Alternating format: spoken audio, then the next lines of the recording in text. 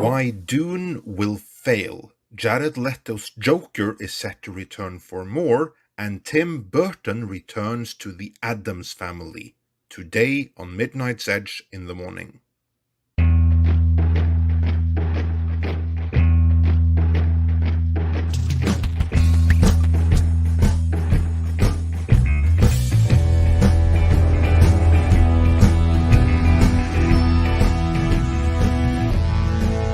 Good morning out there in YouTube land. That's my fault we're late. Sorry about that. Tom Connors here with the boss man, Andre. How you doing? Greetings, everyone. I'm good, thank you. How about yourself? Doing the best I can, and considering some of the topics today, I don't know how long that's going to last. But we also have a very special guest with us. Frequent guest here on Midnight's Edge in the morning, our good friend, Gary Tunnicliffe. How you doing? Hola, amigos. I'm good. Very well, thank you. Always happy to be here and to get into it and splash some tea around. Awesome. As the young ones say, you know, these people, you know. Is that what they're calling it nowadays? I'm not hipping with it. So. You don't know about tea and salt? Really? Oh, come on. No. Come on, Tom. You're kidding, right? You no know? idea. Wow. Okay. Well, you know, then if tea is gossip and rumors and stuff like that, and then salt is like, you know, giving a bit of shade. Oh, you know what shade is as well, right? You don't know what shade is, do you? Okay, Tom, you know, look. You should be on John Campea's show. He's old and wrinkly and has no idea what he's talking about either. So there we go. Greetings and salutations. Yeah, speaking of the shade, we're starting off early. So no, the reason I said that was because John Campea the other day, I was watching him, who I love, and I love what he does, but he said he was talking about cinema, and you know I've been this person kind of predicting the death of cinema. And he said, you know, cinema is what did he say? He said it was a vital part of the mating ritual. And to me, it was a classic indication of age, because it's like, mate, have you no idea what the mating ritual? First of all, the mating ritual now is this: swipe right, swipe right, swipe right. And secondly, when you used to take a girl to the cinema, you only had like a 50-50 chance of making out on the back row. When you Netflix and chill, you're getting some sex. You know what I mean? It's on. So Netflix is a vital part of the mating and actually fertility ritual these days. So it just shows a gap in things. So just like the tea, the shade, and the salt, cinema isn't a part of the mating ritual. Netflix is undoubtedly a part of the mating ritual. But that's all I'm saying on that. Sorry, moving on. No wonder I don't get laid. All I got is Hulu. Hulu and chill. There you go. No, I've got Netflix and all that stuff, but I don't really watch it. You got a super chat already, Andre. Look at that. Yeah, we got a couple of ones. And this is from ST Redwolf, who says, all hail, Tom, Andre, and Gary. Good morning, afternoon, evening. Delete as appropriate. Yes, indeed. Good hail to you, and hail to everyone else in the chat. We're so glad that you will join us today, which I'm sure is going to be very interesting, because we'll be talking about a movie that many are looking forward to very, very much so, myself included, namely Dune. Will it be the movies that's going to save cinemas? Or does the economies of scale just no longer mean that it can be profitable in this environment? Because as you all recall, what happened with Dune is that much as we've been predicting the past couple of months, it got pushed back by nearly a year. It got pushed back from December of this year till October of next year. Now, of course, we can all go and pretend that there's going to be a vaccine and life will have returned to normal and all of those things by next October.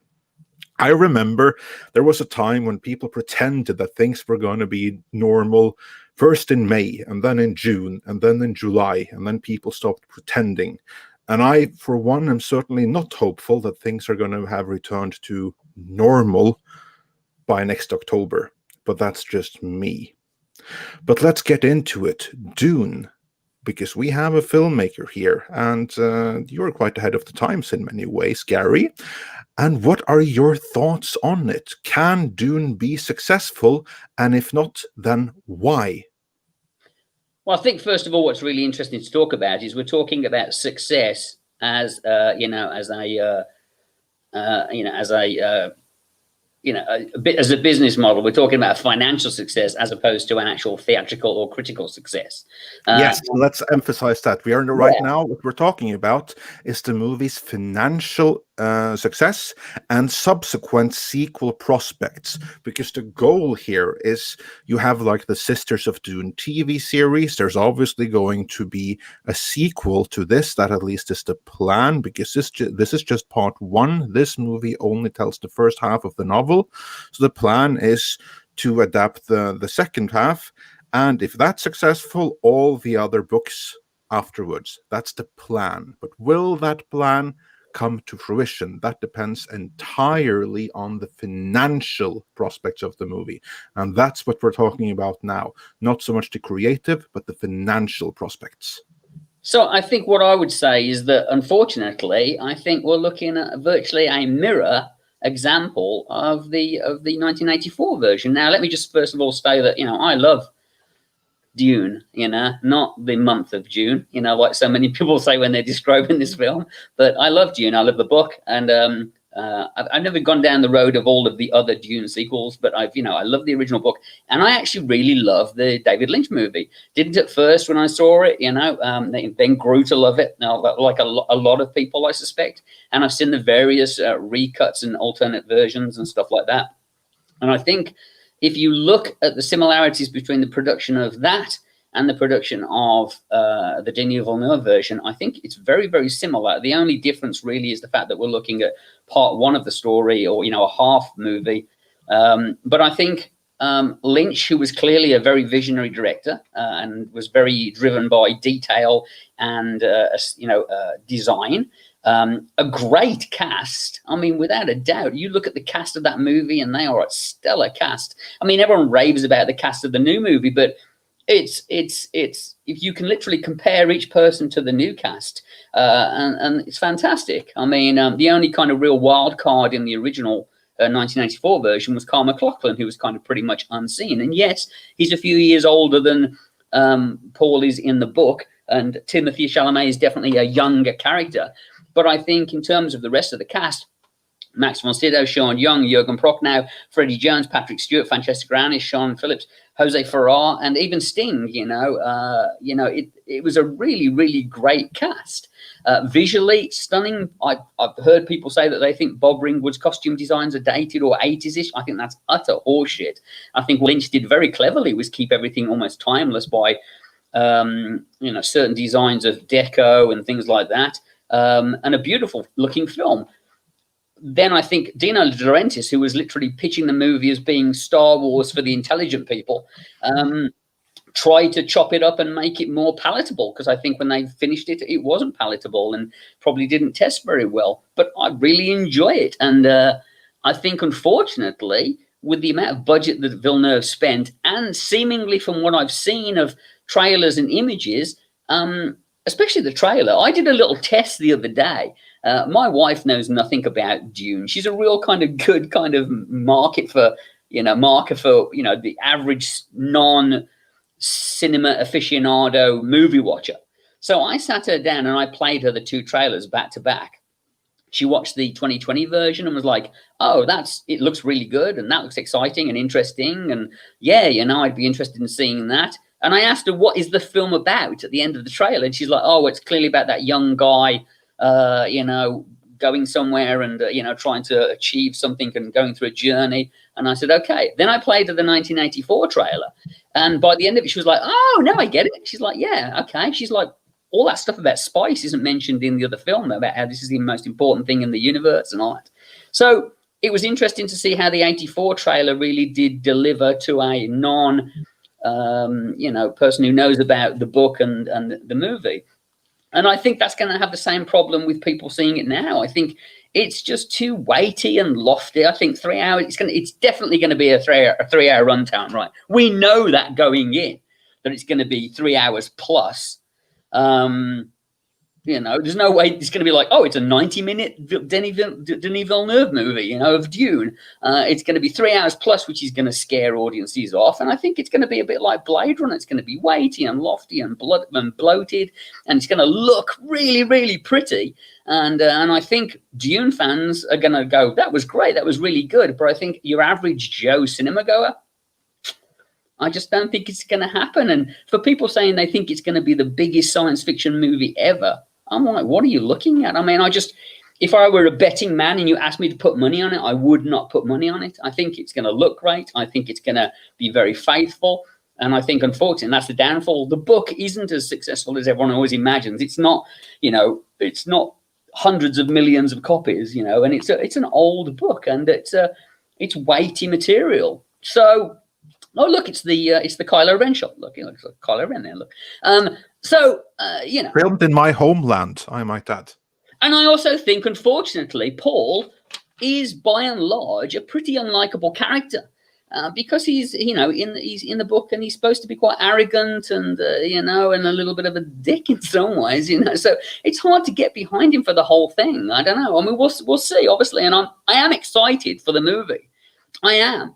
But if I were a studio and a betting man, I'd be literally saying, this has cost $200 million, right? If it costs between 150 and 250, which has got to be the pocket it's in, you know, we need to make $600 to $800 million before we start seeing a profit. That's a lot of coin on a lofty, weighty, Messiah-driven sci-fi epic. Yeah, I agree with you completely in that, because I think that the movie itself is going to be fantastic. And we got some super chats. Sent us $3.99 saying, "Good morning, gents. Hope Dune isn't doomed." I hope so too. And normally I would have been just slightly worried because in a normal situation, I think it would have done okay. I don't think there's any scenario under which Dune is going to be this massive smash hit. I mean, the fans of John Carter thought that movie was going to be that. But they severely underestimated the appeal of the source material. Go on, Gary. What do you deem as doing okay? What do you deem as doing all right financially for Dune? I think if we just put the budget aside completely with what it needs to make back, just leave that out of the equation. Okay. I would expect a movie like Dune to pull in 500-600 million worldwide at the worldwide box office. That is what I, in a normal situation, would expect it to pull in. On what? And then obviously, what split between US and worldwide? 60 worldwide, 60 internationally, 40 in the US, or 65-35, something like that. Approximately is what I would guess, something in the $400 million box office in the US. Yeah, thereabouts. Yeah, I think that's that may even be optimistic, but I think that's the absolute most that a movie like Dune can hope for under any circumstance. And with that in mind, it needs to be budgeted accordingly. They need to have a budget, like it can't cost much more than 100 million in order to make a profit on that. Like it needs to be maximum 150 million. But I think that they went way above that. I don't know how expensive the movie is, but I think it's just like Blade Runner 2049 before it. Let me ask you this to you and Tom. If I was the executive of a studio and I was the guy with the money in my pocket, and I said to you, Tom, Andre, I think we're going to remake Dune, and I've got 2 directors in mind and 2 writing teams.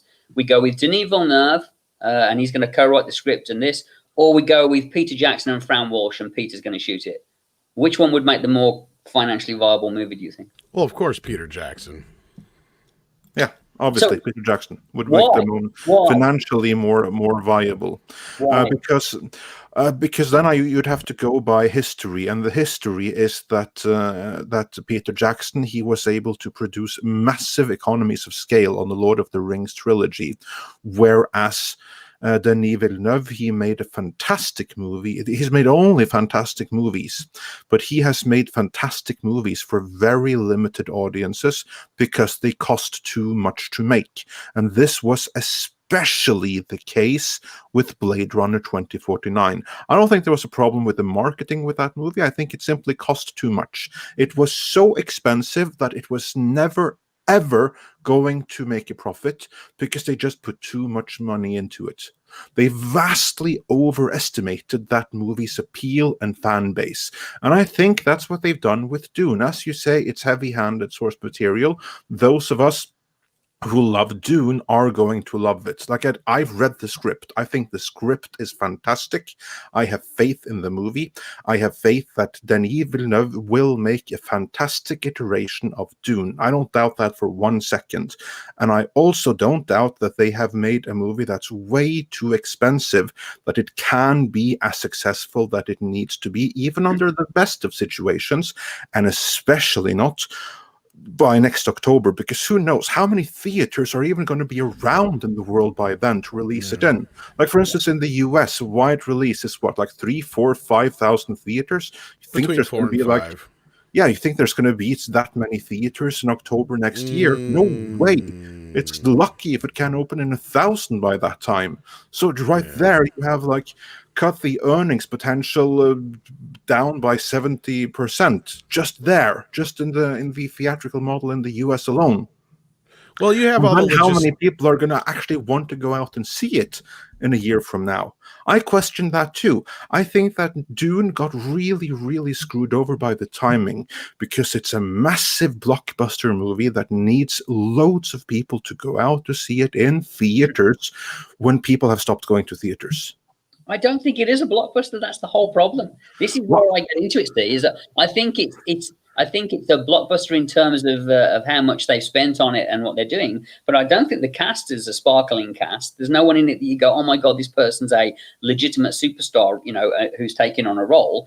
And I think it's not blockbuster material. I mean, I think it's, to me, a blockbuster is, Jaws, Raiders of the Lost Ark, something that's, to me, blockbusters are lusciously made hamburgers, and Dune is a 7-course meal. Going in, you've got to sit down and wade through through 3 hours of not only are you going to have to wade through 7 hours of political kind of shenanigans and movements between the Harkonnens and the Atreides and all this stuff, words that just scare the hell out of most people. And what you've also got to realize, at the end of 3 hours, folks, you've got another 3 hours to go before you get any kind of finish to it.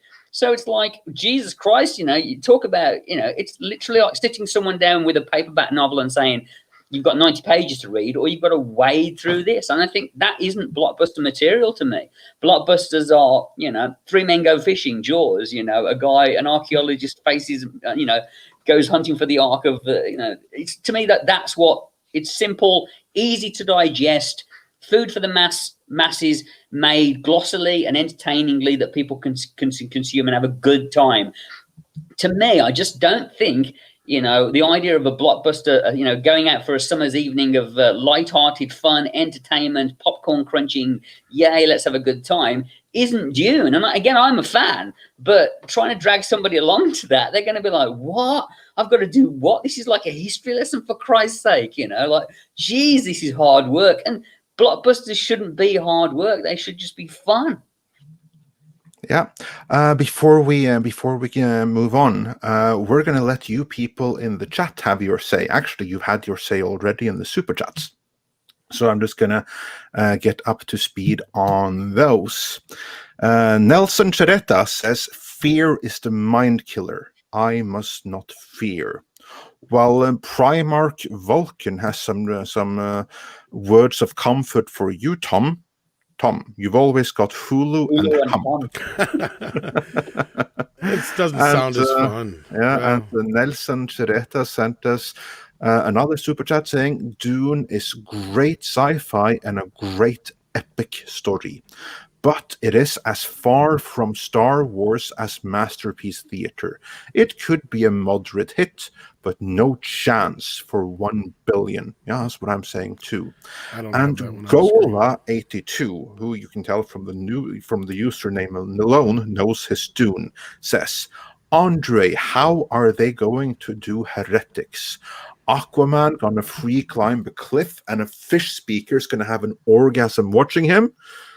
Yeah, that's gonna be pretty funny, isn't it, when we get that far? But I don't think we're gonna find out, because however much I would like to find out, I don't think we're gonna find out, because I don't think we're gonna get that far. I fear You don't think so? that the franchise is gonna stop at this one, but I hope to be proven wrong. I want to be proven wrong there. So please, when I'm done with the super chats, prove me wrong.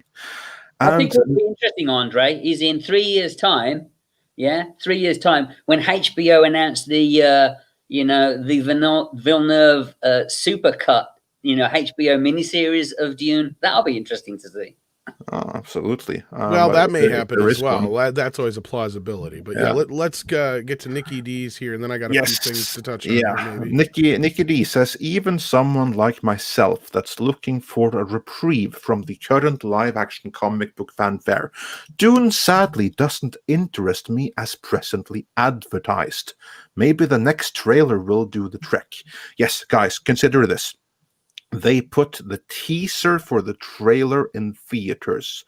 And I assure you, the reason they did that was that they were hoping to break the internet with the trailer. They wanted to put out some press release saying, oh, this trailer has now broken the most trailers for first 24 hours or something. That was why they did that. And did that happen? Did you hear any such press release? No, because it broke 0 records. Well, that's not totally true. But the irony Okay, well, prove me wrong, as I said. Prove me wrong. We're The almost up irony to there date. is Not the quite reason up to date. Marty has one more. We got more super chat here. Yeah, two more. Master Clockwork says, I think shows like Game of Thrones shows people can handle weighty work, but that was consumed in chunks at home at your own pace. And Marty says, there was a Dune miniseries released in the early 2000s. I think it did well as a miniseries. I share the concerns about it being theater material. To me, it would be like making Game of Thrones into one movie. And now, Gary, have your say. Shit, I forgot what I was going to say. I think you meant me. I've completely blanked on what I was going to say. I think he meant to throw it to me here. That was it. I was breaking the internet. The joke is that on the first 1984 Dune, and I know it's kind of a ridiculous thing to talk about now, but at the time, people seeing Sting in that codpiece literally broke the public kind of. It was like all people could talk about was like Sting in a codpiece. Do you know what I mean? It blew up people's brains because there you had this huge pop star at the time who was suddenly on screen in a bright blue winged codpiece, and whether it's dumb or stupid or not. I mean, the reality for the codpiece, in case people don't know, is he was supposed to be completely naked in that scene. And the night before, De Laurentiis said no. Sting had agreed to be naked. He was supposed to be naked. It really tapped into the kind of homosexual nature of the Baron Harkonnen, which is very, very, obvious in the book. And it tied into that. And but the night before they lost their bottle, Sting didn't, and they decided to fabricate something. The costume department got one of those terrible calls late at night, had to make something up and slap this blue codpiece on him. But that was one of those images that broke the internet of the time and would have, done today if you'd have had someone of that kind of stature do that kind of a thing. So it's just interesting that, in terms of the gossip, and clearly that's why they cast Sting at the time, who clearly could show he could act if you watch Quadrophenia and stuff like that. And that was their kind of wild card bit of casting they did and kind of threw someone from the modern world into the mix. Yeah. We did get one or two more super chats, Andre. I don't know if I wanted to grab those quick or not. Yeah, I can grab those real quickly. I Cthulhu says, do you think VOD is ready for high budget releases yet? What should the limit be right now? Oh, technically you can put it in right now. The problem is the financials. That you put a really expensive movie in video on demand, it's never seeing that money back again. That's a problem, and that's a problem that cannot be solved for any of the blockbusters which are currently awaiting release. There's no resolution for it. There's no way that they can earn enough to make up for the loss of theatrical revenue. Simple as that. There's no way they can make up for it. So they're all a loss. They're all a write-off. And we don't really know, because we don't know the figures. We don't know what the value of a movie like this is to someone like, obviously Amazon are making their own blockbusters of sorts, and obviously, so what's the value to them of making a $90 or $100 million movie, which they're making plenty of? So the value to them is something that's an intangible, whereas with cinematic movies, we know if they cost, $150 million to make, we know what they have to recoup. Clearly, if you've just made Coming to America for $80 million and sold it to Amazon for 125, you've just made a profit. And obviously, Amazon Prime see the value of a movie at $125 million in terms of what it means to them in terms of subscribers, etc., etc. So we're in a gray zone of being able to calculate the finances on these movies and what they actually technically make, because we're not getting the regular box office. But again, you look at the box office figures for any movie, and you have to realize that half of that money doesn't go to the cinema, go to the film company, it goes to the cinema. So if you remove that from the equation, you can see the profitability of going straight to your public rather than going via the cinemas, which I think is what Disney is focusing on. Yeah, absolutely. But up until then, there's some losses that has to be incurred. And I think if you were to put Dune in on, say, HBO Max right now, that would be it would be great for HBO Max. But somewhere else in the company, on another spreadsheet, that would be a massive loss. Yeah. And Gola82 says, Andre, I hope one day you and I can chat about Dune for an hour. You're my kindred spirit when it comes to Dune. I'll even talk about Brain's books. I think he means Brian Herbert's books, Brian Herbert, because I'm in the process of reading all those. And the Legends of Dune trilogy, it's not that bad. I enjoy it.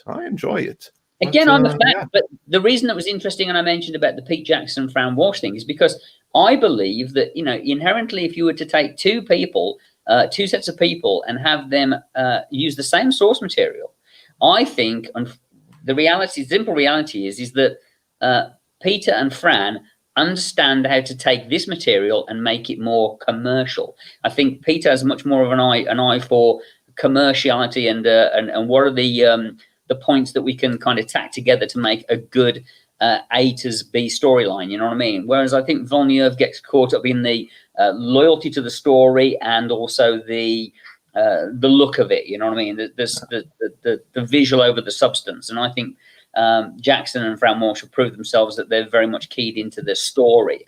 I have a counter argument to that. Cool. They proved that with Lord of the Rings, but they were hardcore fans of Lord of the Rings. That was their passion project. How passionate would they be about Dune if they were to get that? Would they understand that and how to adapt that in the same way as they would Lord of the Rings? I don't think that they would. I think, like, on paper, it makes perfect choice.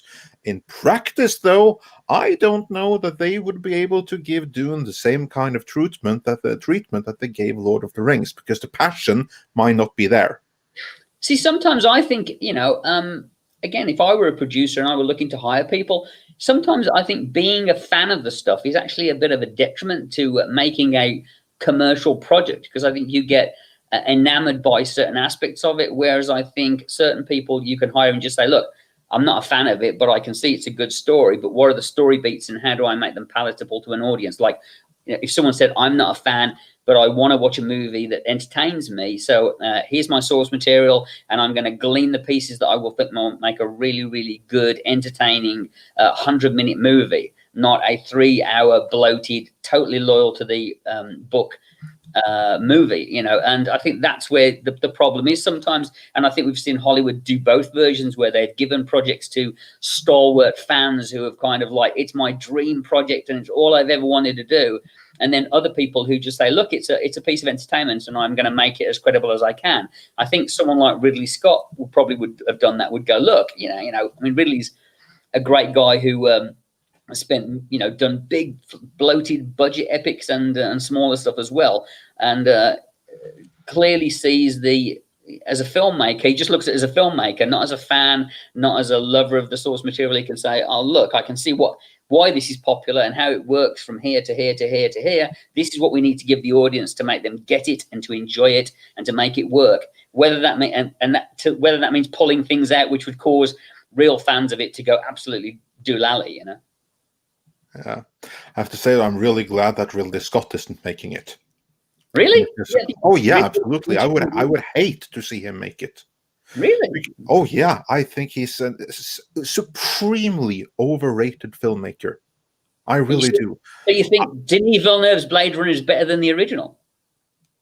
I think Denis Villeneuve's Blade Runner is better than the original cut and the director's cut and the work print, but not the final cut. The final cut is better. And that goes to show my issue with Ridley Scott. He's great to create beautiful paintings, and he's a fantastic cinematographer, but in my opinion, he's a shit storyteller. Because the only times that he has ever been able to create great movies is when he has had great scripts already prepared. The moment there is some level of work to be done, story-wise, he can't assemble the movie. I mean, how many iterations of Blade Runner did we have to go through before we got a really good one? In my opinion, that was the final cut. That took like 30 years before we got that. And just look at Alien. He came in later. He only pointed the camera, but even there you still have 2 cuts. Look at Prometheus. I mean, fan edits are better than what he put out in theaters. And then you have great stuff like Gladiator, like The Martian, but there you had the scripts already locked down. So all he had to do was point the camera and shoot. Wow. All he had to do was point the camera and shoot. Wow, Andre. Well, paint the picture and then point the camera and shoot, because there was like the story was already preset. But if there's a story to tell, he, in my opinion, can't hack it. I think Ridley got very involved in the story for Alien. He got very involved I think, I think you're drawing a line in the sand there. I'm curious to see what people think. I think Ridley Scott's if you told me Ridley Scott was doing it and not Denis Villeneuve, I'd have much more faith in it and much more belief, because he couldn't even do Hannibal Lecter. The Hannibal Lecter movie, he had like an okay script. Like a director should have made it even better, but he just filmed what he had in front of him, and that movie is kind of like pretty meh. Okay. I fucking hate his last Alien movie. That's all I'm going to say. Yeah, but I'm going to go down the road of Black Hawk Down, Alien, Blade Runner, Gladiator, you know. Black Hawk Down had a great script from the get-go. Yeah, but a great script is not a film make, you know what I mean? But without a great script, he makes a very pretty-looking movie, right, but one with huge narrative issues. And again, look at how many cuts and how many years it took to get Blade Runner right. And part of that was the studio's fault, but he has no excuse from the director's cut onwards. Right. Okay. Gosh. I'm not getting in the middle of this one, but did we get caught up on super chats? No, we have a couple of more before we move on. Tom, I know you wanted to weigh in with something. Alex Serra sent us $9.99 saying, given the financials, it goes back to RE. Not quite sure what that refers to. He-Man has 3 separate projects. RE does. Sony, Disney, WB are doing multiverses. A way to see what audiences respond to. Could Dune follow suit? Resident Evil? Maybe, I don't know. Because don't they have a movie and like a TV series or something in the works now? Yeah, well, that could be that they have like many different things, because like so far right now, Dune has like two confirmed things. It's the movie that we're getting plus Sisterhood of Dune on HBO Max. Now, if that's going to move forward, who knows? But that's that's like phase 1, and then if that's a hit, then there's plenty more coming in phase 2. But so yeah, he's right. It's a way to see what audiences respond to. If they respond, whole Dune universe is coming, but then they have to respond, and then I mean financially, and it doesn't matter if the fans love it if the money isn't there. Hey, did you just coin a phrase then? Your own phrase then, Andre? Was that Duneverse? Was that you? Yeah, I believe so. Like that. I mean, leave it to the guy that barely speaks English to coin phrases. But I was going about He-Man. He-Man's an interesting example in terms of, again, like Dune. Like He-Man, to me, the biggest problem with He-Man is the source material and all of the stuff that the fans love about it. What you'd need with something like He-Man is someone like Norrington, director of Blade and LXG, to walk in. Sorry? I'd love him for He-Man. But again, I'm speaking for Steve here. Steve would be literally like the kind of guy who goes, yeah, look, I'll make He-Man, but we're not going to do any of that fucking Ram Man and so-and-so man and all that shit. Okay, I take it back. I'm no longer in for him as a He-Man. We're going to make him really cool, really strong. He's going to beat the crap out of everybody, and he's going to be a tough dude. But it'd be better than if Ridley Scott made it, because then it'd just be about Skeletor sulking for about 2 hours until Beastman kills somebody. I don't know. Wow. Hey, I'm kidding. Black Hawk Down.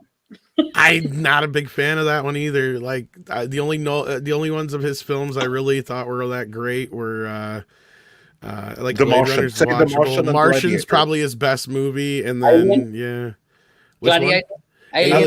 Alien, but Alien is like, it's him, but it's not like I Carpenter could have made Alien. Oh, please. It's basically Alien is Halloween in space. Come on, man. You know this, right? Super Chatters to say something, please. We're talking about Ridley Scott. Yeah, okay. So, guys, anyone, Gary is begging you, everyone, please come to Ridley Scott's defense in the comics, because we're 2 against 1 here. Here we go. Just be glad Mr. H isn't here, because he'd go off on him. Probably. Oh, yeah. Blade Runner 40%, Vangelis 30%, Effects and Roy Batty 30%, Ridley Scott no percent. But to be fair, though, Ridley Scott was instrumental in getting Vangelis and making it look pretty, and in casting Roy Batty. Oh yeah, and I will give Ridley Scott all the directors credit in the world for that. And that is for like pretty pictures. He does that. But a story someone else needs to come up with, and they need to have it locked down. Then you can give it to him, and he'll do great. Like Gladiator and The Martian. See, and I'm not even that big of a fan of Gladiator. I am. That's a great movie. What it is. Trust me, hey, Donkeysaurus Rex. Had anyone but Ridley Scott shot that alien costume, look, I love Giga's design, I do, but that design, if you stand it out in a bright light, looks like a basketball player in a big rubber suit. A beautiful design that works because Ridley Scott knew how to shoot it, and him and Terry Rawlings knew how to edit it and show as little as possible. There's a few people agreeing Carpenter could have done it in the chat. But Gary, you got some support here. The Big Red Bear says you guys have the worst take I've ever heard in my life about Ridley Scott. Just absolutely awful. Honestly, his films overall are fantastic. Aliens after the thing, because let's face it, Ghosts of Mars, Invisible Man, several movies. It's like, what happened to John Carpenter? Look, I'm a huge Carpenter fan. Yeah, but the same can be said about Scott too. Like, but for financial success wise, Ridley Scott is a far more successful director. in terms of what his movies made. And I'll never forgive him for fucking up Alien at this point. We could have gotten Neil Blomkamp bringing back Sigourney Weaver and all the characters we lost in Alien 3, got a proper reboot. But again, instead we get Prometheus. We get the gay robots and we get... Look, and I agree, and I'm going to play devil's advocate here, and I think what Scott was trying to do was, I think his attitude was, we can go back and replicate everything and keep doing the same story again and again and again, or we go back and try and innovate. And sometimes when you try and innovate, you fail miserably. And I think, look, it's horrible, weighty, blah, blah material. I don't like Prometheus. I don't like Covenant. I don't. But I do give the guy some kudos for trying to do something different. But again, one of those people who was given too much rope and unfortunately hung himself. But in his defense, I agree. Prometheus was one of those movies that I don't think anybody knew what the fuck it was supposed to be even after it came out, to be honest with you. But again, I'm not trying to make excuses for him either, because he should have known better getting into that mess. But I think that, again, in terms of a filmmaker, like, I think Villeneuve isn't proven in that Villeneuve, I like The Arrival, but again, I know a lot of people who, again, you ask a lot of people who, I say, do you like The Arrival? And they go, yeah. And I go, what happens at the end of that movie? And they go, yeah, what does happen at the end of that movie? You're right. I don't like the end of The Arrival. I hated it.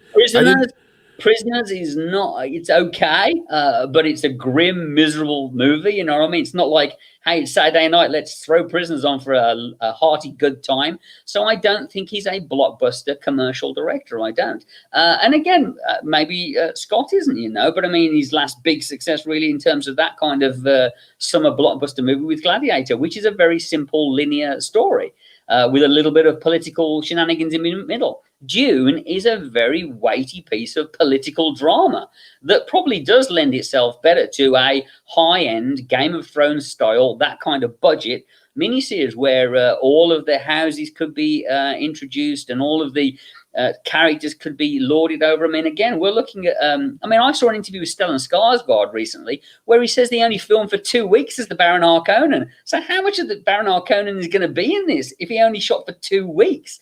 There's no mention of fade. There's no mention of a bunch of stuff. It's like, so what are we going to see for this 3-hour, trudge fest that we're going to have to go through? It's going to look beautiful. It's going to be very pretty. But I just don't think it's going to have enough to hold audiences or to make casual moviegoers go, yeah, I want to go and see that. It's not palatable summer, blockbuster entertainment, I don't believe. It may not be, but I will say now, I might as well just make my point now. You guys, brought up Lord of the Rings quite a few times, and I think that's one thing that proved that audiences can, and of course now my crap crashes again. Can you guys still hear me? Yes, we can hear you. Yeah, okay. Tom. Yeah, because Explorer just keeps crashing on me. Wonderful. Thank you, Windows. Yeah, thank you, Windows. I have a picture here to prove my point, but again, we got a lot of people watching here, so hit the like if you would, please. We'd appreciate that. But that goes to my point, and I've seen a lot of people here in the earlier part say I'm only here for Dune.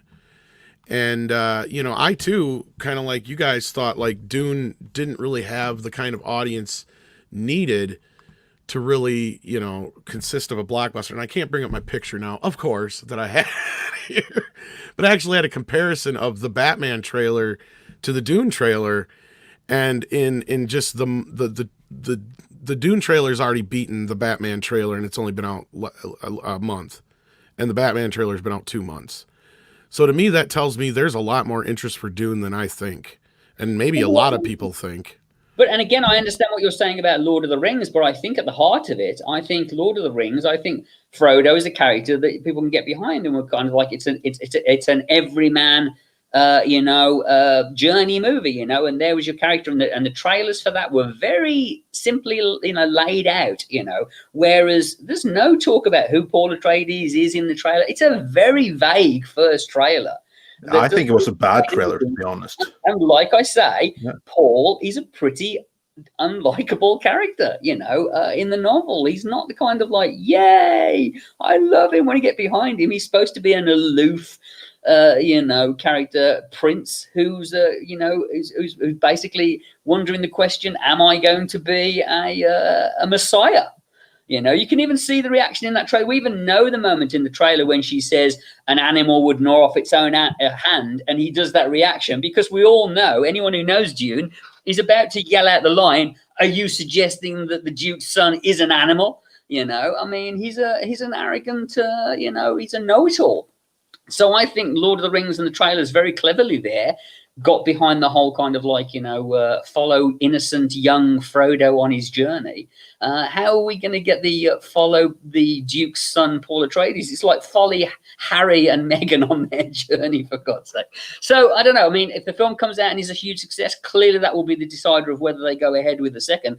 I don't think they'll be green lighting the second part of the Dune series without, you know, seeing what the numbers are on this. Yeah, no, I agree. And that's why I'm worried that there's not going to be a second part. But we have a couple of more super chats, even going about our discussion on Ridley Scott's merits as a storyteller. Some here you're going to like, Gary. So, Nelson Charetta says, Andre, be fair, can't make a great movie with a bad script. Well, that's true. That's what I'm saying. Like, if you have a script that's already perfect, then Ridley Scott's your guy. If you don't have a script that's up to scratch, then you need a director that can beat it into shape. And Ridley Scott isn't that guy, in my opinion. And Gary Kissel, this is a good one. Our good friend Gary Kissel says, as the founder of BladeZone.com, the Blade Runner fan club, I agree so much, Andre, on Ridley's failure as a storyteller. How you like that, Matt? What's Gary? And in terms of that, I would say Dan O'Bannon, you know, who wrote, you know, Alien. I would say that I bet that was probably a very having read that original script, that was a pretty clunky truckers in space kind of movie, and handled by any other director, I think would have been a B movie. It would have absolutely been a B movie. I think what Ridley Scott did was veneer it and shine it up into an A-lister movie. But I think had it been handled by a lesser director, it would have been B movie fodder. Probably very entertaining B movie fodder, but I think it would have been B movie, not an A-list movie.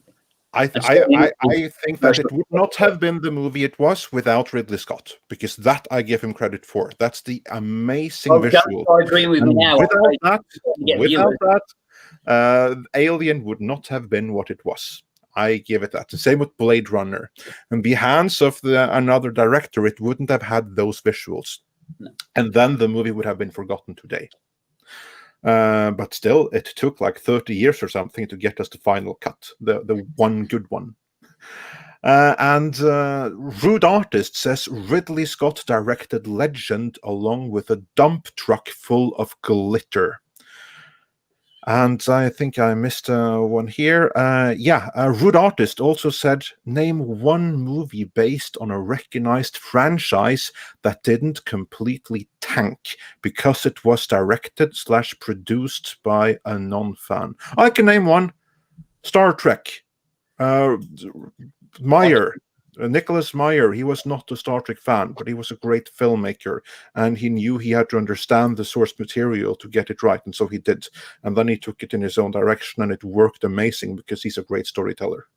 What was the question again? A franchise movie that wasn't a success? Name one movie based on a recognized franchise that didn't completely tank because it was directed/produced by a non-fan. Right. Yeah, but see, I think it's hard on that because you don't necessarily know that people aren't fans, because every director, when they're asked about a movie that they're directing, will say, oh, I'm a huge fan of the material, because you do, you know what I mean? I mean, you'd be an idiot to say anything else. So I don't know whether people are true fans sometimes when they say that. I suspect there are movies out there that would, like, you know, Norrington wasn't a fan of Blade. I know it's not a franchise movie, but afterwards he said, I was a fan of it, but he'd never heard of Blade. I remember telling him about Blade and he had no idea what I was talking about. So I think there's a lot of directors who don't know about franchises until they come along or they're shown them, and then when they're asked the question, they say, oh yeah, I was a huge fan of the franchise, but they're not really a fan. Was Richard Donner a fan of Superman? Did he have all the comics or something, or was he a glancing fan. I don't know. I suspect Richard Donner wasn't a comic book guy who had, a big stash of, Superman comics in his basement. I think he probably just, I read it when I was a kid and kind of liked it, but I doubt he was a fan. Maybe I'm wrong. Maybe he was a lifelong fan of Superman, but, I'm going to suspect, like I said, I think there probably are out there, but not having the facts to hands, I don't know. Can I just answer this one there's one here from Red Syrup saying the best lines in Blade Runner were written by the actors. The whole Roy Batty thing about Rutger, and I worked with Rutger, and I asked him about the, Tears in the Rain speech, and he went away and he did write a speech, but they then did look at it together. He didn't just ad-lib it on the day. He wrote it, and then Ridley actually went in and they changed some stuff and took some stuff out. And Ridley's always been very, clear that Rutger did write a chunk of that, but it wasn't like he just made it up on the day. But it was looked at by the writers, and they did kind of fiddle around with it. But kudos. But I don't think saying all the actors wrote their own dialogue in that film, I don't think that's true at all. I think Hampton Fancher wrote some very good dialogue. Yeah, I think there were probably some great cooperations going on there where the actors. That's what movie making is. And look, I mean, and the truth of the matter is that you do. Again, look, I'm a tiny little director who's done little bits of things, but I mean, I've read some scripts that have been really, really great, and then when you film them, they don't come out so well, and then done other stuff that's read really awful. You've read the script, and thought, this is going to be dog shit, and then when it's actually, the lines are said, and they're directed, and pieces are taken out, it actually really, really works. So it's very hard to know what's going to be... what's really going to work sometimes. But I'm not making excuses for like Covenant and Prometheus and stuff like that, which I just think is, I think in some ways, Prometheus and Covenant, to me, I hope this doesn't sound really, really terrible, but it's got that kind of Nolan thing going on. It's a bit too clever for its own good. Again, it's like I feel I'm being patronized by the filmmakers. Like, really, did I turn up for this? Like, I'm not intelligent enough to be watching this movie. I'm not smart enough. And as far as Blade Runner and the actors go, there was more lines than the Tears in the Rain speech. I don't remember any words in that movie. Like, there's no dialogue in the movie. It's like no talk. What? There's no dialogue. I just had to fuck with you. I just had to get you going. But no, here's what I was trying to show you guys before. As you see, just after a month, the Dune trailer already has 27 million views. And the Batman trailer after 2 months only has 24 million views. And the Batman, oh my god, that's bad for Batman. That's what I'm saying. Like, and Batman broke the fucking internet when it came out. So, I mean, I don't know. I'm starting to wonder about Dune. I really am. Yeah.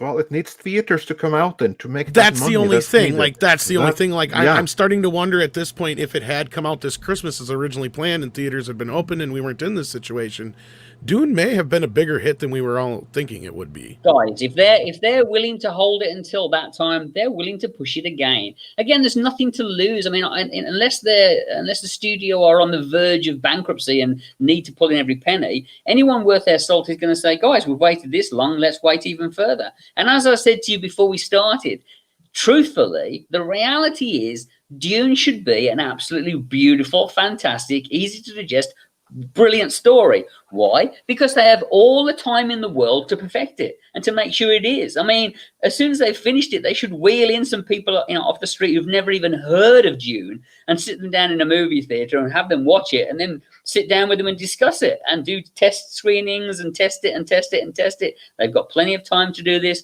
They have no excuses that by the time the movie comes out, whether it be the new date they've set or if cinema's still on up to speed, they decide to push it even further, then it should be the best it can be. And no one can say, oh, well, we were rushed or we didn't have time or it wasn't, it's like you guys have got no excuse, right? Yeah. But before we get into more of the Batman part of the conversation, just to harken back to what Tom just showed on screen, we have a couple of more super chats dealing with Ridley Scott and Prometheus that we're going to get through first. So good times. The Big Red Bear sent us $5 Canadian saying, Neil Blomkamp's movie sounded bad too. People just wanted nostalgia. I agree with Scott's approach. He just screwed it up. But Blomkamp's film looked boring. Tiberius Monk 84 says Ridley Scott is a good director. With that said, Aliens is a vastly superior film to Alien. Prometheus has the dumbest scientists in film history.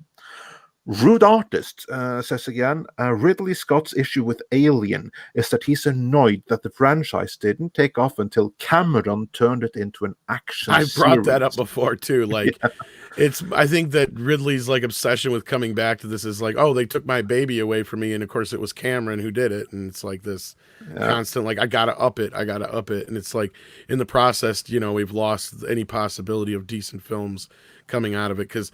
Look, frankly, Alien 3 and 4 and everything after have been nothing but junk.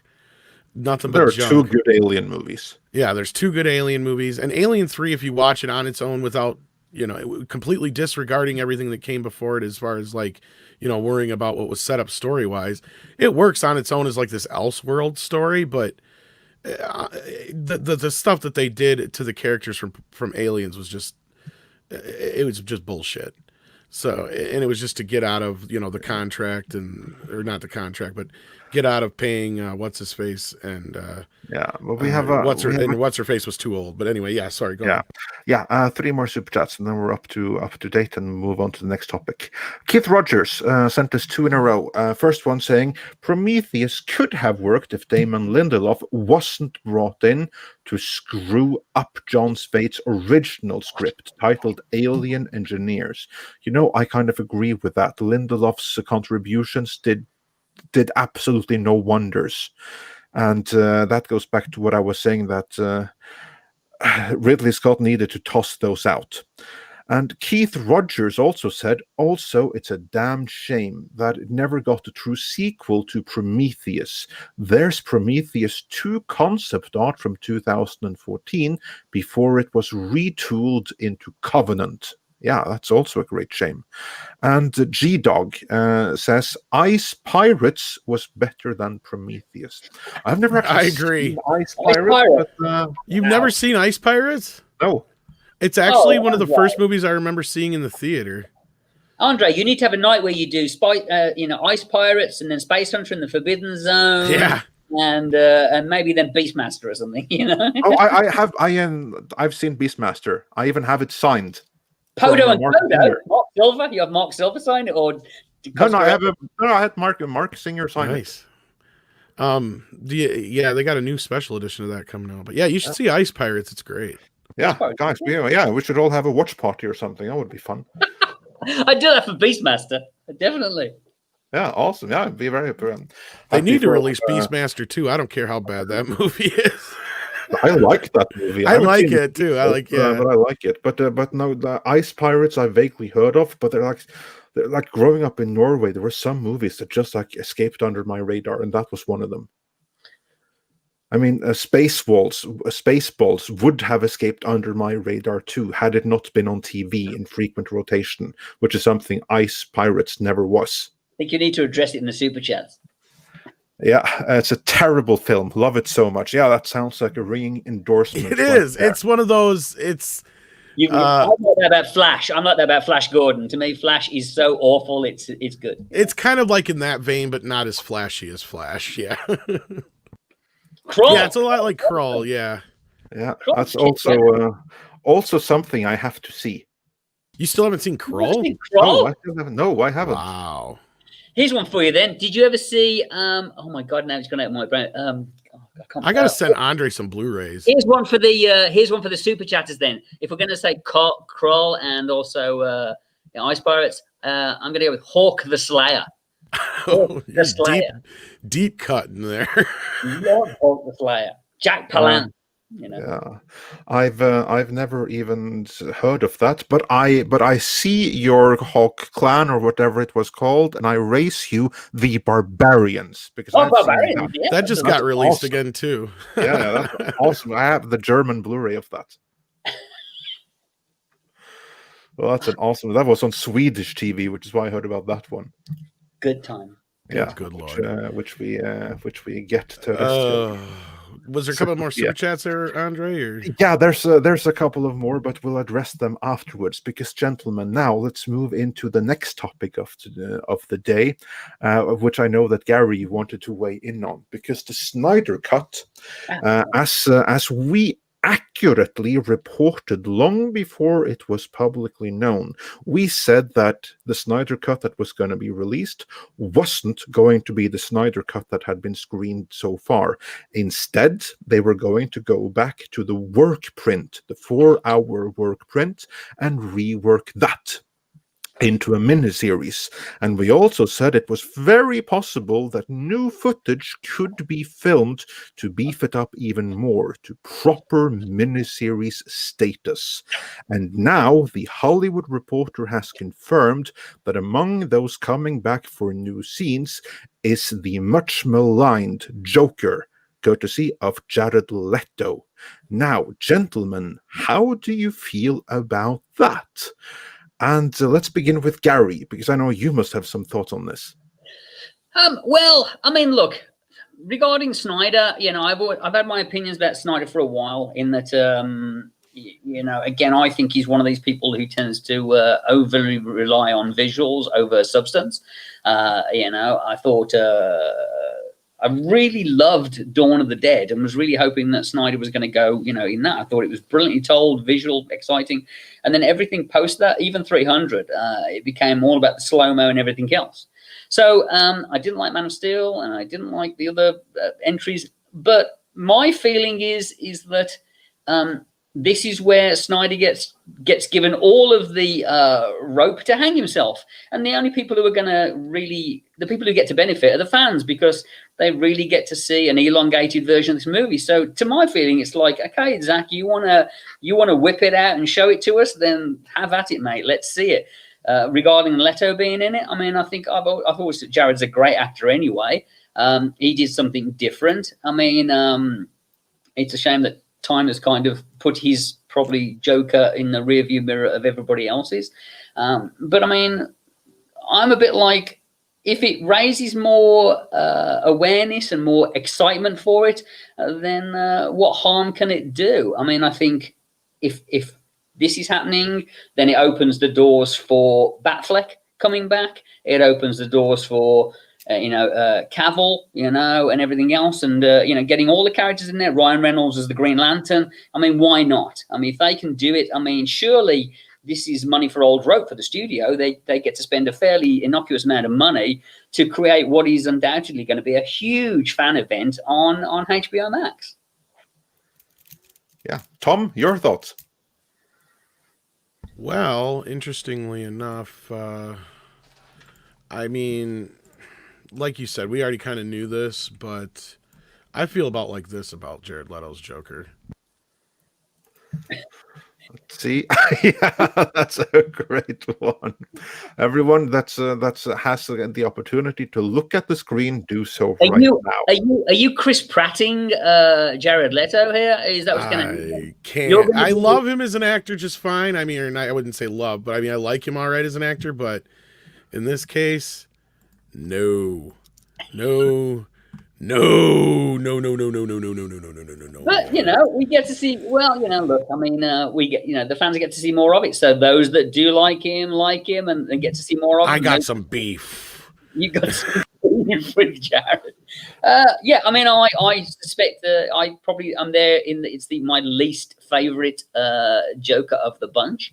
I don't think the 1950s Joker would work in today's world, really. You know what I mean? Love it though I do, but I don't think that 60s Joker would work now. But again, like I say, at the end of the day, my feeling regarding the whole Snyder Cut thing is that it's great. It's great stuff for the fans, and I think being in 1 hour blocks means that it's very accessible for people. Yeah, Cesar Romero. I couldn't remember his name. I always thought that was Cesar Romero. To me, was the creepiest Joker. That mustache used to just freak me out. The mustache under the makeup, because you refused to shave it. Yeah, yeah. But I think, like I say, it's exciting because it's creating it's something for people to get now. They're going to get a big superhero buzz movie right now. I didn't like the two Justice League movies. I thought they were pretty rank, you know. Even though I kind of like that. You mean the one? Sorry, The two? You mean the one? Or unless you're counting Batman v Superman. yeah, that's undoubtedly. I mean, you know, Wonder Woman, Batman, and Superman are in it. So well, they're all kind of in it, but yeah. and they're all in it because they're all hinted at. So I kind of, you know, because they're handily on a drive with all their little symbols and all that nonsense. Yeah. So I mean, like I say, I think the thing is, it gives Snyder. I mean, Snyder's been saying that he got kind of, you know, ruled over by Whedon's cut, and that they hated him, and he was thrown to the curb. So it's like, okay, well, now you get to prove it. Now you get to show us your worth, and the whole world will be watching, and it's either going to be good or it's going to be bad. But hopefully he can't cry anymore and say that he wasn't given a fair crack at a fair shot at it, right? You know, he's getting paid probably some more money to do the Snyder cut. So it's like, yeah, I mean, look, again, like, I didn't like the two Justice, and I do consider them to be two movies. I didn't like what was done. I hated Man of Steel, and I didn't like Batman versus Superman, and I didn't like the Justice League movie. So it's like, but I'm excited by those characters. Of course, I'm a comic book fan. I'm excited by it. So it's like, I mean, look, for fuck's sake, look, I mean, Jesus Christ, you know, it's like obvious, right? So it's like, great. So I get to see more of it. And you're telling me that you were robbed and you were ruined. So prove it. Show me. I'm excited, Zach, to be, you know, you get to show me your worth, mate. And if it's good, it's good. And I'll tout it from the top and say, I was wrong about Zach. I was so wrong. Clearly he knew what he was doing, and he was, ruined by the studios. But if I'm not, then I'm going to stand there and say, well, you had all of the money and all of the rope, and you hung yourself. So it's the only person who stands to lose is Zach. I mean, the fans have we only stand to benefit, hopefully. No, you're right. And it's not like I'm even hoping for this thing to fail or anything like that either. And it's no secret that I'm not a fan of the Snyderverse at all. I like you, did not like Man of Steel. I hated Batman v Superman. And of course, I was part of the review for Justice League. And in that, I think we all agreed it was just too much of an overcorrection. You know, you went from one extreme to the other, and we needed to find a happy medium, and they didn't. And hopefully that's what this Snyder cut does. Do I have faith in that? I don't know. I mean, Andre, you and I know we've followed this thing since pretty much its start, or at least since I come on board with you. I mean,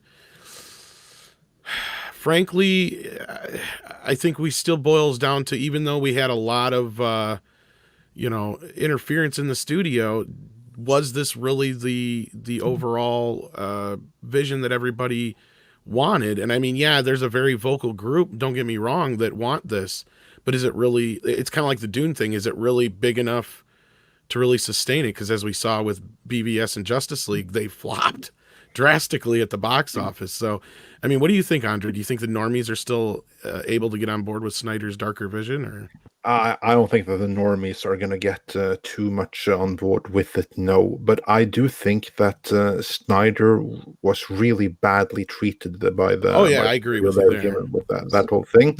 And his movie, like, I always liked Man of Steel for the most part. I'm not going to say I didn't have issues with it, because I did. But on the whole, I enjoyed it. Batman v Superman, less so. But I respect the Ultimate Edition, also known as the Director's Cut, the one that should have been put into theaters, for what it is. And I know who to blame for it, because Snyder, he made the movie that he was told to make. He was given a mandate by the studio. He was given notes that you're not making Man of Steel 2 that you want to make. Instead, you're giving us Batman v Superman. That's what he was told. And he was told this and this and this and this has to be in the movie. They approved of everything that he did, every single step of the way, and then they blamed him for everything afterwards when it all went to hell, when he made exactly what they wanted him to make. Yeah. But that's neither here nor there. I think the normies do have a better chance of enjoying this, because I think if it is this dark universe, I think the normies will have a chance to. It'll be 1 hour blocks, and it'll be more palatable and easy to drop in and drop out of. I do think there'll be a bunch of people who turn around and go, haven't I seen this before? Isn't this something that I've saw before? Is this a movie? Is it in parts? Like, I think it's going to confuse some people because, you know, we always have to forget that the general public aren't us fans of this stuff, you know what I mean? And don't know about all of the stuff that goes on behind it. But I do think it'll be a bit more, like I say, potentially palatable, and therefore might pick up an audience, especially on reviewing and rewatches and stuff like that, because it'll be an interesting header to see of this, you know, 1 hour basically little mini series featuring all of these heavyweight Hollywood characters. Yeah, I agree. But also, I'm actually excited for this, and I'm also, this is going to shock many people, I'm really happy to see Jared Leto return. And now let me explain why. I'm not a fan of his Joker per se. And as those of you who have seen my editorial on it, which I think maybe most of you, because it has more than 1 million views, incredibly, which I appreciate. But anyway, his Joker, it was always doomed from day one because he was following directly after Heath Ledger, and there was no way that he was going to be successful in that. But here's the thing, I don't think that his Joker is the real Joker. I think that's one of the earlier Robins, probably. That's well, kind that's of what a lot like of people what have was him. always That's thought, what, yeah, and that's a storyline that was meant to be told. It was always there. There's a backstory that was meant to be explored later, but we were never going to get that. Now we're getting that exploration. I think that is what this means. I think that mystery of what's with this Joker and who is he really and what happened with him and Robin, I think that is something that we are now going to find out, and I'm very, very excited for it. This also, as you hinted at, Gary, this is what I'm actually much more excited about than the Snyder Cut itself, and that is Ben Affleck's return as Batman. That's something that we have reported here for a long time, that not only will Ben Affleck be back as Batman in The Flash, HBO Max have been trying to work with him on making not just his movie, but making a whole series for Ben Affleck to showrun a Batman series. Will that happen? I don't know, but I'm almost positive that we're going to get Ben Affleck's as Batman, and that is something that I'm excited by. On a Because for all the semi-related problems note, that I had with the Batman v Superman, none of them were with Ben Affleck, his bat suit, his bat voice. That was all awesome. So I'm very happy for that, and I'm excited by that. On a semi-related note, though, Michael Keaton was on a talk show the other night, and he did say his Batman contract is not done yet. So, yeah, I do believe that is what falls into the formalities category. But correct me if I'm wrong, Gary. If for why he would make a statement like that. That to me that sounds like he's holding out for more money or something. Hard to know. I don't know. I don't know. You never know with that type of comment. It's you know, it's a little. Also, I have to say one thing about the Joker, because Gary, you commented on Cesar Romero's Joker and how he wouldn't have worked today. You know what Joker that we never got, but I think we should have gotten, that I think would have worked today? A while back, I was watching some episodes of the 60s Batman series. Right. And one of the really highlights of it is Frank Gorshin as the Riddler. Oh, yeah. And that guy, he's scary. Like that guy, he seems dangerous. Imagine for a second what kind of Joker he could have played. I believe that in the old universe where Frank Gorshin played the Joker, that would have been the Joker that could never have been topped. I don't know. Yeah, I mean, I think that's the fun thing about this character is that there's so many people, different takes on it, and they do different things. And I think everyone is always first to go out and kind of gun them down. I mean, I think probably Nicholson was the one time that everyone was like, "Oh yeah, absolutely, seems perfect." I think Willem Dafoe missed out too on it too. I think he would have made a great fucking Joker. That has missed out. There's and like as for me, I think that Macaulay Culkin would probably have been a better Joker than Jared Leto. Yeah, you're not wrong there, and it almost seems like he's kind of like stealing his shtick Yeah, that he it's was like doing for a channeling while. Macaulay Culkin. Is what like I feel when I saw like his Joker. Whereas Macaulay Culkin, he only has to be himself to be the Joker. Either way, I think again, like I say, I think that the good thing about the Snyder Cut is it always spikes interest, you know, and it's a good opportunity. People get excited about it, you know, and Batfleck, and then Cavill as Superman before J.J. Abrams snaps him up and does the J.J. Abrams Superman movie. You want to have some fun trivia? Apparently, J.J. Abrams didn't want Henry Cavill as Superman. I've heard one. But Look, he was I- overruled by Cavill, Warner. I think regarding the Cavill situation, I think Henry never got chance to be the Superman that he wanted to be, and has never really been given an opportunity to show what he could do in the role. And my gut feeling would be snap him up now and do that movie before he becomes James Bond, because to my mind, he would be the perfect fit for James Bond, and he's got the youth in order to carry it for the next 10, 15 years, and would be, without a doubt, my pick as the next James Bond. If only they hadn't picked Tom Hardy. I don't think they have. He's too little. To a lot of things. He's too tiny. Well, not just that. You have the situation with, first of all, I don't think in the history have they ever picked a new Bond before the other one has been officially retired. Secondly, ever since like the idea of Cavill playing Bond took off like wildfire online, because I remember, you know, I know I can't be the first one to have brought it up, but I brought it up a few weeks ago, and ever since then I've seen it everywhere. And it seems like that's he was like in the the running idea. Daniel Craig. Yeah, and I know There he was like, always somebody. He was always somebody that was in their mind, just kind of like the whole what's his face with but then Remington Steele come in. Pierce Brosnan. But again, Brosnan, yeah. like that, he's aged into it, and now he's like a coat hanger for a tuxedo. He looks great. We've seen what he can do in Mission Impossible and in The Man from U.N.C.L.E. He's got the chops. He's got the Britishness. You know what I mean? I mean, right now, he's got the height. Women love him. He's got that thing right now that women love him and men love him. You know, he's playful. He's got a good sense of humor, and lastly, he's likable. Really wants to do it. He wants to do it. Well, and I sent Andre and Rob a story yesterday where, this is another thing, oddly enough, I've been suggesting that they said the same thing I have. You got to take Bond back to the 60s. You can't keep him here anymore. It's too convoluted. And like I said, if anything, like I've been joking all this time saying, give it to Tarantino and let him take it back to the 60s. Make it what it was, you know, something like that. But I mean, even Nolan is somebody I know who's been circling 007 for a while, but yeah, it's hard to say. Bond's a tricky franchise because, again, we're at the point now where it's like it's been done to death. And I mean, and honestly, I look at the Time to Die trailer and nothing about it excites me. Seeing a guy jump off a bridge in a rope and do a motorcycle stunt is not enough to get an audience thrilled.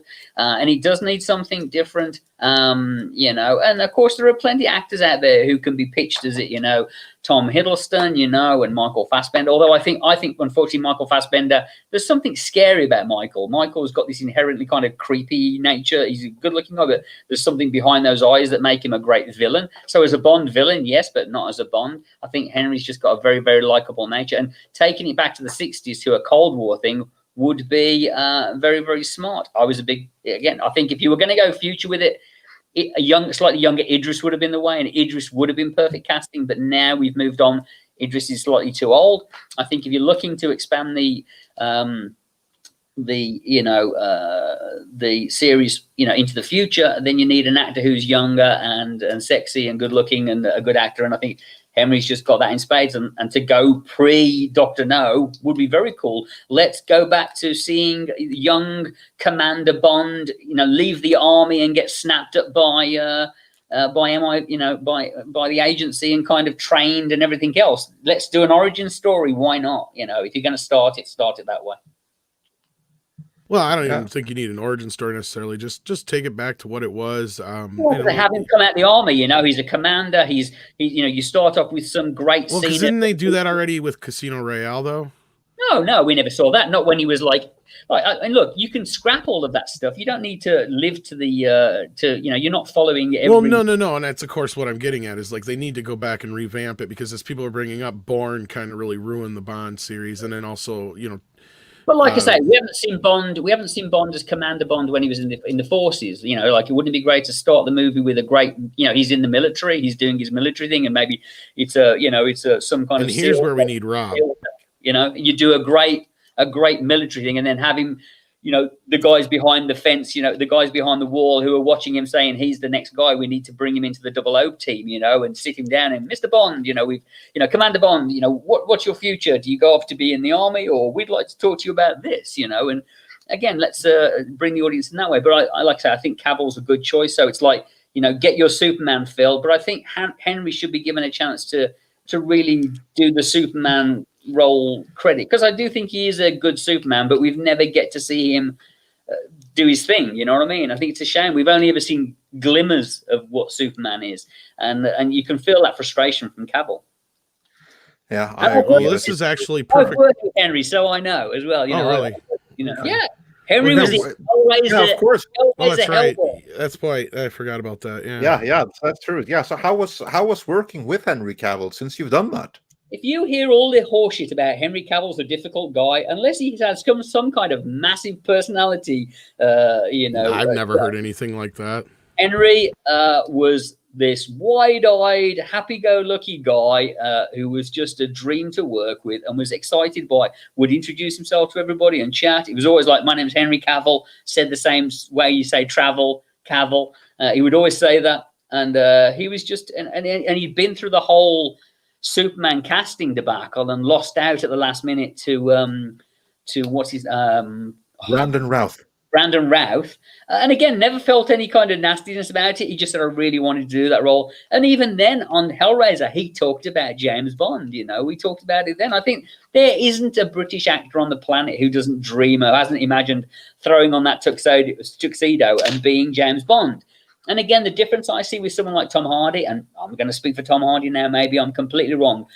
I get the feeling that Tom Hardy probably wouldn't want to be Bond and would be like, if he did it, it'd be begrudgingly and he'd kind of consider it downplaying. I think he's too much of an actor's actor, and he would consider a bit of a step down to play this kind of cheesy role, you know. Whereas I think not just that, I see it would be too much as the same thing we just kind of got. Like, I feel like it would be kind of a retread of what we just saw with Daniel Craig in a lot of ways, the more darker, dour kind of Bond. I think even more so. I think definitely Tom Hardy seems to be the guy who wants to have no dialogue and just grunt and kind of be moody, you know, and kind of be that kind of a heavyweight Bond. Again, maybe Hardy would be a brilliant Bond villain.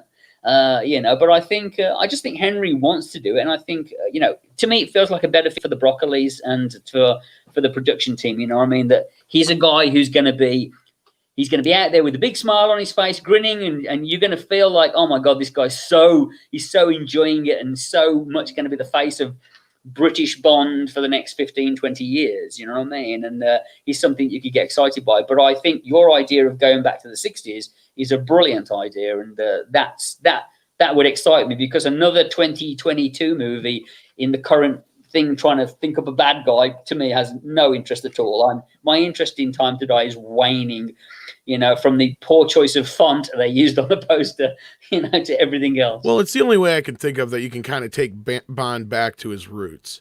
And, have fun with the gadgets and, take him out of the modern era. It would be great to end the movie with him, end the movie. You know how you start the movie, like I say, with him with his military career, doing some military stuff and being pulled into the agency and trained, and then he steps out. And you finish it with him going off to Honolulu to investigate the Dr. No thing, So all the fans go, oh, look, he's about to go and, it's going to go and meet Ursula Andress and sing underneath the mango tree, like it's about to happen.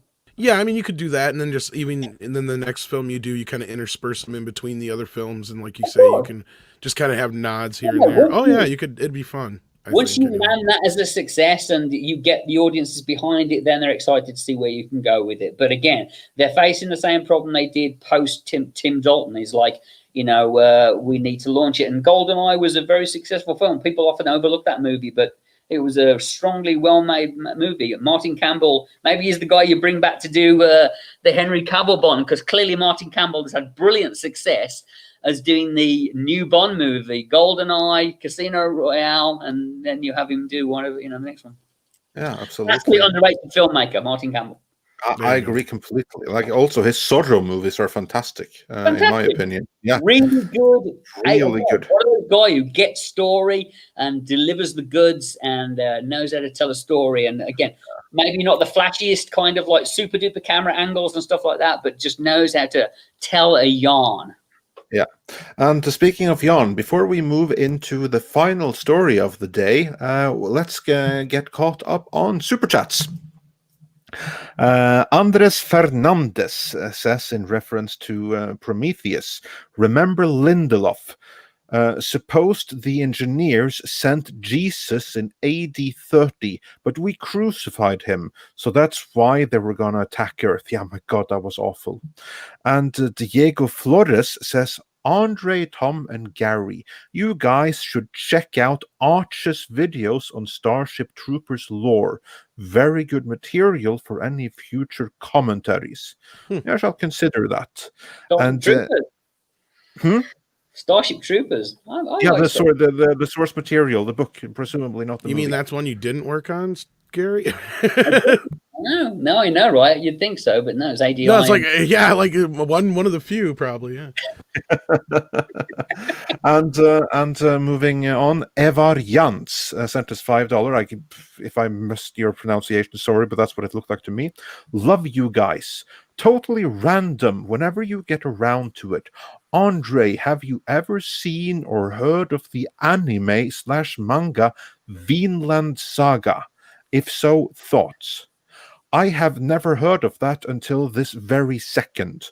So, no, I have no thoughts on it, sorry. But of course, I would imagine that with a name like Vinland Sagas, it has to be about Leif Erikson, the first one that we know of in recorded history, actually made it to the Americas. It's about Leif Erikson? I would imagine so. That it has to be about explorer, who predated Columbus by like 400 years. But of course, they didn't stay, the Vikings, when they first were there. So, but that has my interest, just because I imagine it must be about that. I don't know that, but based on the title, that would be my guess. So it has my interest now. And then ST Red Wolf sent us another $5 saying, could you even make a D&D alignment chart from all the Jokers we have now? Well, yeah, you could. It would just be a big one. And Matt G said, we have had another Joker on screen since his last appearance. Leto looked awful compared to Phoenix. Now Leto's gonna follow Phoenix after preceding him. Yeah, this is true. And then Phoenix is probably going to be back again as well. Let's not forget about that. So that would be fun. And Classic Comics said, I've thought for years that Adrian Brody would be a Joker. Physically, he's perfect. A great what? Joker. Ah, right, yeah. Yeah, interesting. Yeah. Adrian Brody is a great actor, so I'm sure he'd do a great job with it. Yeah, absolutely. And now, when we are caught up, the final topic of today, the Addams family, which of course were the subject of a 1991 feature film from someone that you have worked with, Gary, namely Tim Burton. Let's hear a little bit about your experiences with that. But first, Tom, will you take us through the story of how good it sounded before you deflate that balloon? Yeah, well, like I just did the thing here. No, I saw this and I'm like, oh, Addams Family from Tim Burton, because I'm a huge Addams Family fan. And as you just brought up, the 1991 film is amazing. The second film is just as good. And I'm like, oh, this sounds perfect. And you start reading. It's a live-action TV series. What could be better, right? Oh, then it's set in 2020, and you find out it's through the eyes of Wednesday Addams. So the modern-day bullshit starts to creep in, of course, and female-centric Addams Family. Yeah. I can only imagine what they're going to do. What the fuck is Tim thinking here, Gary? I don't understand.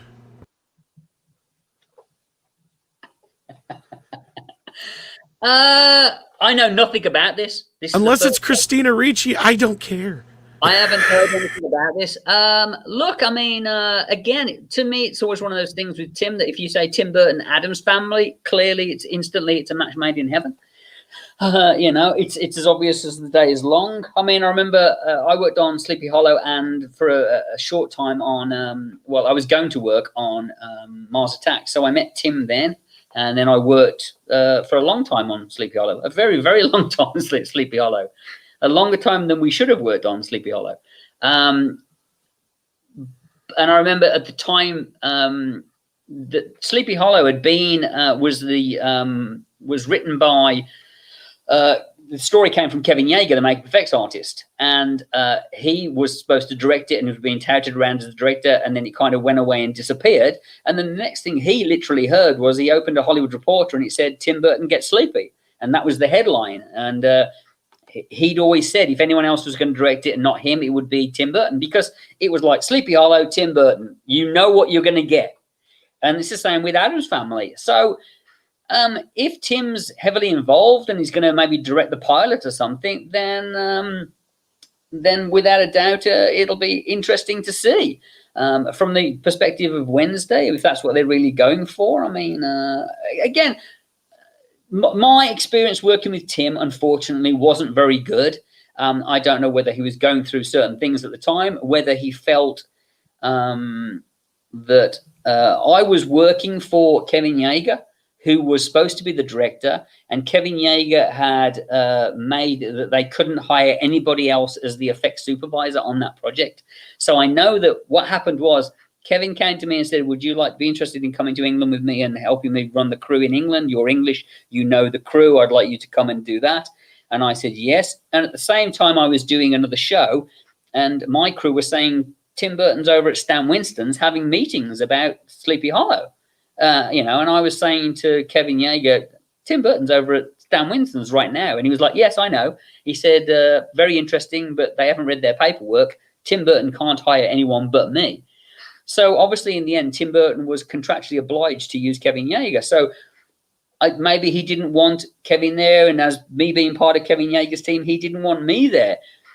And I know Tim was going through some personal stuff at the time. I did a makeup on Lisa Marie, and she mentioned some things, personally, as actors do in the makeup trailer. Because I will tell you this, that what is said to the public and what is said to a makeup artist in a chair about their experience on a film or what's going on in their private life is very different than what you might hear from everybody else. Because just like everybody else in the world, we say, oh yeah, I'm very, very happy, when you're being asked publicly, but behind the scenes you might have a very different take on it. And that goes for a lot of movies that are being made right now even.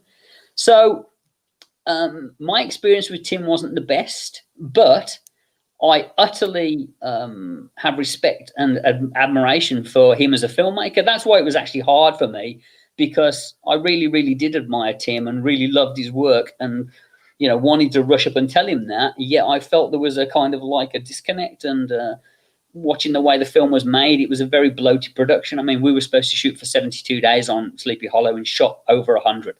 We went over time, over budget. I mean, Scott Rudin, the producer on that, was going crazy and screaming and yelling. We had visits from Paramount executives to know why the film was going longer. But I mean, at the end of the day, Tim Burton is without doubt. And you can always, people can turn around and say, oh, look, it's copying German expressionism and he's doing nothing that wasn't done with, those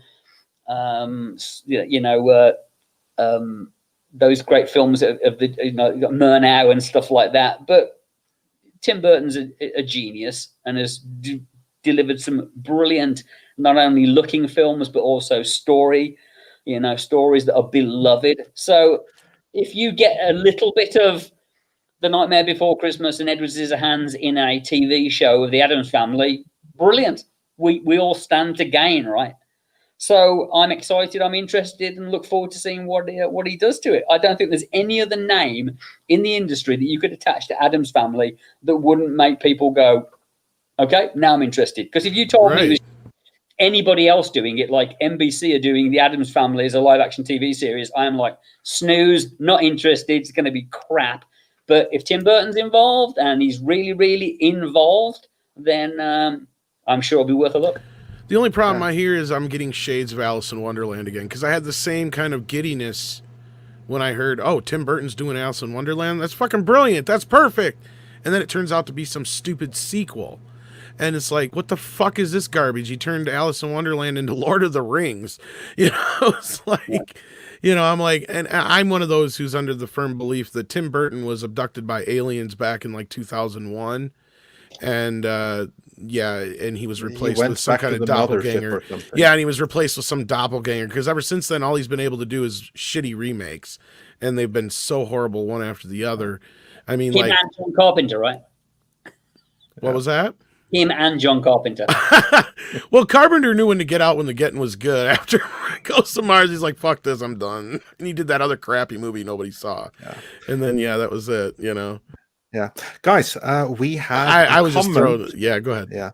We have a comment from our very own queen, one of the valued hostesses of Toxic Femininity that is on every Monday and that you should check out, Lorena Creole, who says, I heard Scott Rudin is a real piece of work. Gary, any good Scott Rudin stories? We can, it's just a white screen. Evidently, he's not talking. That is a rabbit hole that we don't have enough time to discuss. Well, that sounds like a show in and of itself. No, I look, you know, Scott Rudin's one of those people you talk about and you disappear in the night. You know what I mean? All I would say is I saw, in my time, I saw Scott destroy 3 cell phones himself. The drivers actually used to drive him, used to carry spare cell phones, because it was known that Scott would smash his cell phone in anger so often that they would then go, here's my cell phone, and give it to him, and then go to production and say that they had the top of the line cell phone that they just gave to Scott Rudin.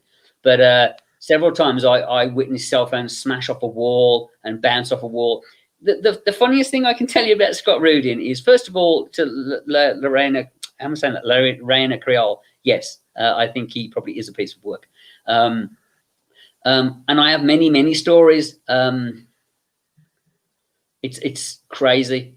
Scott Rudin was such an interesting character to witness that I would purposely go and sit as close to him as possible at lunchtime so I could watch him and watch his behavior, which at times was so abhorrent that it was fascinating to watch. I literally said to someone, it must be exhausting to be that mean sometimes, because it was pantomime evil. But I remember all I knew of Scott Rudin when I got to the film, I knew nothing about the legend of Scott Rudin or what he was supposed to be like. So all I knew is he produced Searching for Bobby Fischer as one of the movies he produced. And I love Searching for Bobby Fischer. So it was very early on in the production. We were doing, they were doing costume tests and shooting photos and doing camera tests, which is usually a very quiet, easygoing day where you put actors into their wardrobe and their makeup and they're walked in front of a camera to just do a look or a thing. I mean, you're all familiar with this now because you've seen these kind of things that, you know, of the Joker and of Robinson as Battinson, you know, where you see what we do on a camera test, which is just to roll a few feet, shoot them now on digital. But in the old days, it was, you know, you'd roll a bit of footage and it was so the DP could look at them and look how the wardrobe looked and see how they looked. And Scott was there and I was there and several people were there, but I didn't know about the legend of Scott Rudin. All I know is that he'd done Searching for Bobby Fischer, this film I really liked. So I bounced up to Scott Rudin and was like, hey, Scott Rudin, so this is very interesting. We've got all these young kid actors here. This must be what was it like on Bobby Fischer? What was Searching for Bobby Fischer like? I love that film. Tell me, what was it like? And he kind of looked at me for a second. He's a big, tall, imposing man.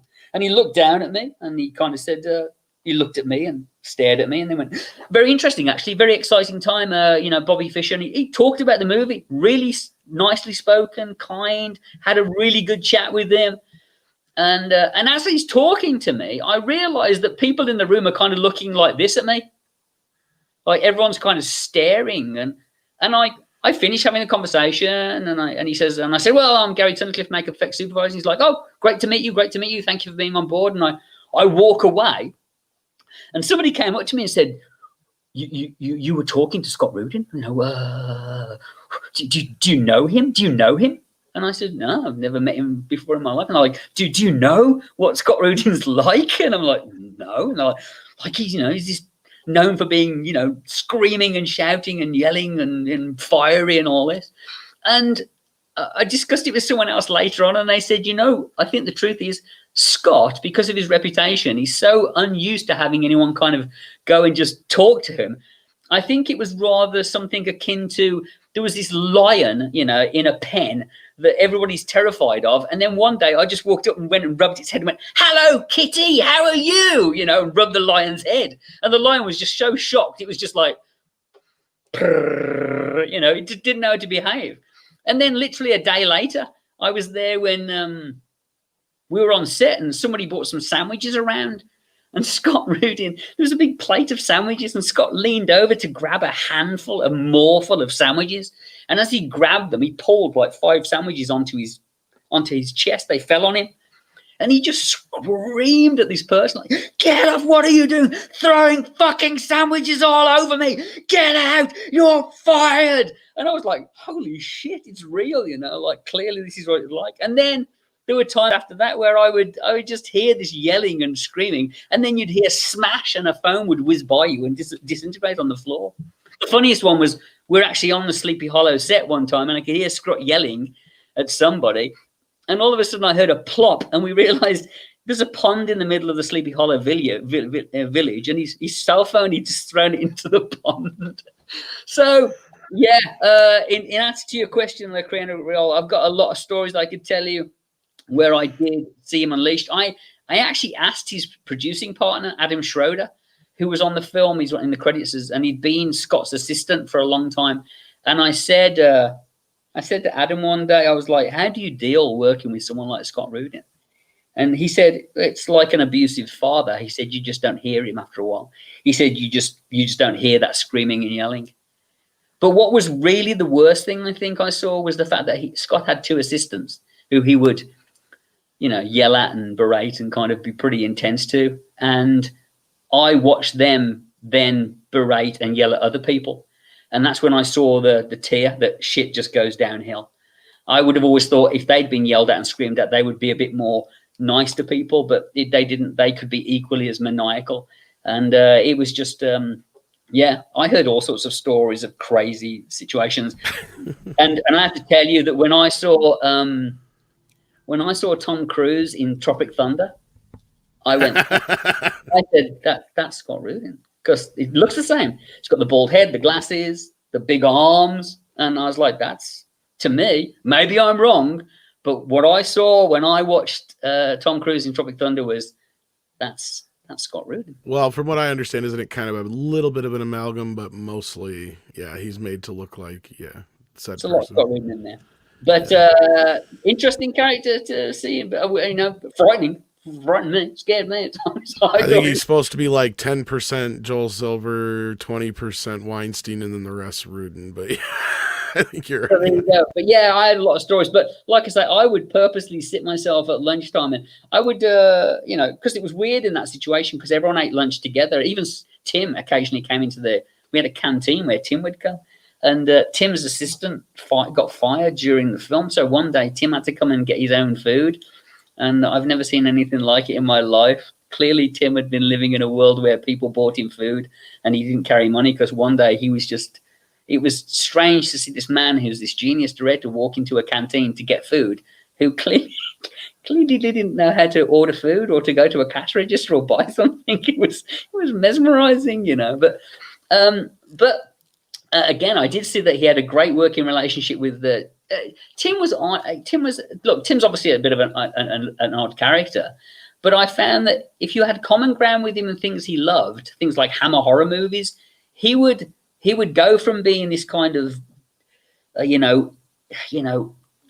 chin chugging kind of like kind of character to this smiling, happy, guy who would chat with you about Hammer horror films and Peter Cushing and Christopher Lee and all that kind of thing. And when we had Christopher Lee on the set, he was so happy. Tim was so happy to have Christopher Lee on set and to be there. And it was like you could see he was genuinely excited, and that was infectious. And I it's hard for me to watch Sleepy Hollow and be, kind of like, I'm not, biased and not connected to it because I have so many memories. But I still think it's a beautiful looking movie, and he did a great job. So Tim's clearly. And his drawings as well. Tim would do these brilliant drawings, like Ridley Scott does his little Ridley grams. Tim Burton's drawings are so iconic, and you know exactly who's drawn them. I remember walking into a production meeting, and there was all these boards, these storyboards of the final chase, and there'd be like these beautifully drawn kind of Marvel, Marvel comic type shots of like chisel faced Johnny Depp. And then there'd be one board, which was like, classic kind of round eyed, big dots, little lines, Tim Burton drawing in the middle of it. And it was like, you could spot a Tim Burton drawing a mile off. And that was always hilarious. So clearly, I think Tim Burton, Addams Family, it's got to be exciting. It's got to be interesting to see. I hope so. I mean, I hope it's a big much to do about nothing. But I mean, when you say the word family, you assume it's going to be about the family, not just one member. And granted, I mean, in the second film, they gave, Wednesday a little bit more to do than she had in the first film. But that was just because Christina Ricci was just so great in the role, and she chewed up the scenes she was in the first film that it would just made so much sense to give her more to do in the second film. And just this. I'll tell you another story, Tom. You just reminded me of something, a Scott Rudin and Christina Ricci story. So during the shooting of Sleepy Hollow, Johnny and Christina didn't really seem to have much of a chemistry. They didn't really get on that well. I don't know what was going on, but they didn't. And I remember we were watching dailies, which is where they show the footage of the day before.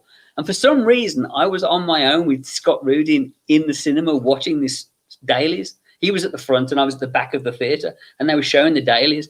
And it was the scene where Ichabod and her are supposed to kiss, and it's the classic scene you've seen in a million movies where two people are going to kiss and they're just about to lock lips, and somebody distracts them and they look away, like that classic kind of we're just about to kiss, and when they shot it, they literally got to here and didn't get anywhere near each other, and then he was distracted and looked away, and we were watching the dailies, and there was like 4 or 5 takes of it, and they played one, and Scott Rudin just out loud shouted, "There's no chemistry there. These two clearly don't get along. Am I right?" And I just went, "Yep." He was like, "There's no chemistry here. These two clearly don't get along. Am I right?" He's like, "Yes, sir." It was funny.